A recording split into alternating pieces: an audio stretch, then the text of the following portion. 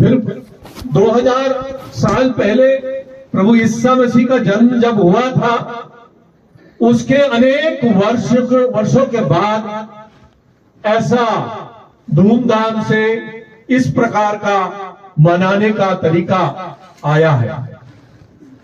लेकिन ये ऐसे धूमधाम से मनाने का तरीका में एक चीज हमको खोते हुए नजर आता है, वो है प्रभु ईसा मसीह का स्थान।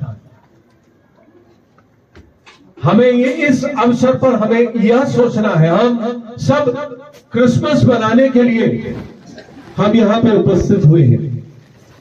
सबसे पहले हमको यह सोचना है, क्या हम इस क्रिसमस जब मनाते हैं, मनाने के लिए तैयार हो रहे हैं, तो उस अवसर पर क्या हमारे जीवन में प्रभु ईसा मसीह का अभाव है? तो यह मात्र एक सेलिब्रेशन भर होगा, यह मात्र भर एक सेलिब्रेशन, हमने कुछ मना लिया, नाम भर के लिए एक मनाना हो जाएगा। लेकिन हमारे जीवन में अर्थवत यह क्रिसमस होना है, तो हमें ईसा मसीह के साथ हमको उसको मनाना है। तो इसलिए हम अपने जीवन में प्रार्थना यह करना चाहिए कि हे प्रभु, तू हमारे जीवन के चरणी में तू जन्म लेकर हमें एक नया जीवन देना है। यही हमारा प्रार्थना होना चाहिए। तो ये क्रिसमस हम हर साल मनाते हैं।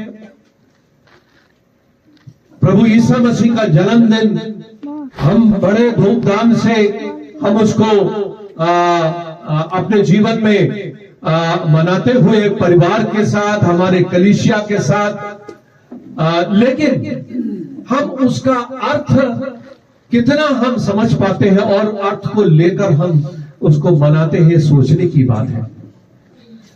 हमारे 4 सुसमाचार में हम पढ़ेंगे, प्रभु ईसा मसीह का जन्म का भाग को हम पढ़ते हैं, तो अनेक संदेश उस भागों में लुभी हुई है, छुपी हुई है।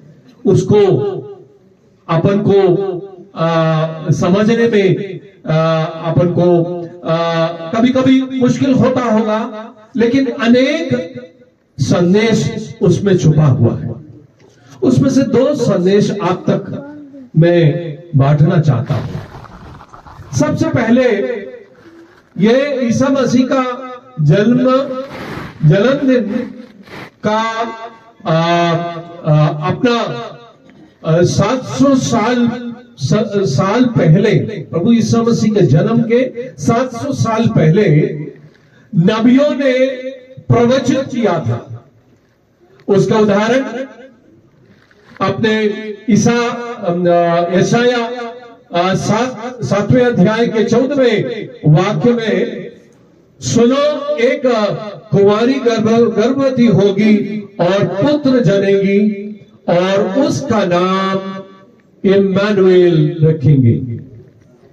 मीका नबी के 5वें अध्याय 2 पद में, बैतलहम से एक मसीहा जन्मेगा। यह प्रवचन का पूर्तिकरण है ईसा मसीह का जन्म। तो ईसा मसीह का जन्म हमें क्या संदेश देता है?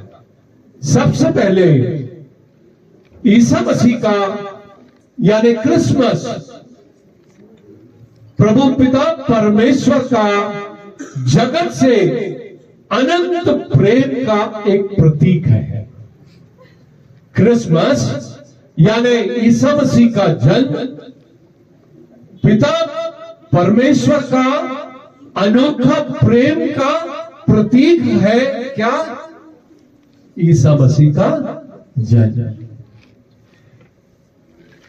इसलिए संत यूहन्ना तीसरे अध्याय के 16वें वाक्य जो सबको परिचित है, उसमें यह कहते हैं, परमेश्वर ने जगत से ऐसा प्रेम किया कि उसने अपना एकलौते पुत्र दे दिया, ताकि जो कोई उस पर विश्वास करे वह नाश न हो परंतु अनंत जीवन पाए। पिता परमेश्वर ने ऐसा प्रेम किया, उस प्रेम को हम अपने शब्दों में अपन प्रकट नहीं कर सकते हैं। उतना गहरा प्रेम, उतना अनोखा प्रेम हम सबसे पिता परमेश्वर ने इतना हमसे प्रेम किया,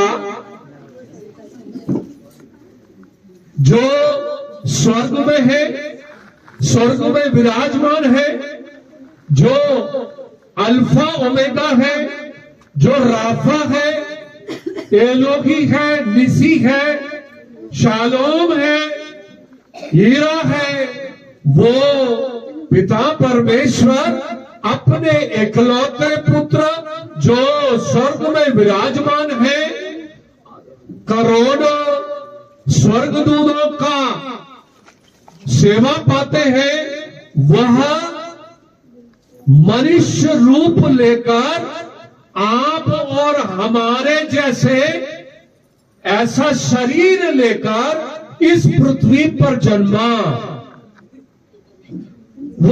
वो प्रेम जो स्वर्ग में है, वो वहां का अपना सिंहासन छोड़कर पृथ्वी पर मनुष्य के रूप में पैदा हुआ, हमारे जैसे इस पृथ्वी पर जिया, हमारे जैसे दूसरों